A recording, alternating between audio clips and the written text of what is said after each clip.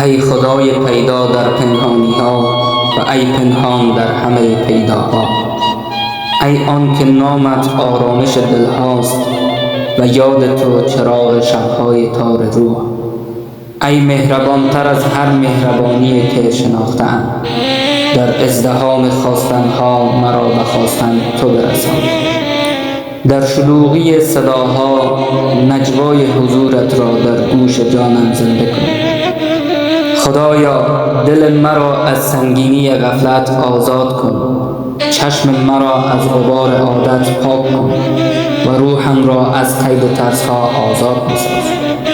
مرا چنان کن که نه به داشته ها مغرور شوم و نه از نداشته ها شکسته. اگر دلم لرزید تو تکیه‌گاهش باش، اگر راه گم کردم تو نشانه اش باش و اگر خسته شدم تو خود استراحتم باش.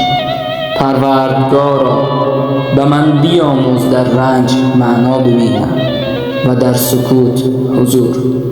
بیاموز که هرچی از توست خیر است، حتی اگر در چشم من دشوار آید.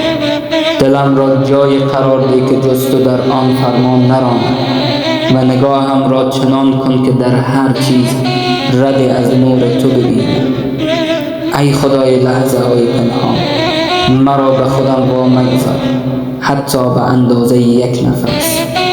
اگر تو نباشی من گمترین خویشم. برای حمایت از ما کانال را سابسکرایب کن و با یک لایک انرژی بده.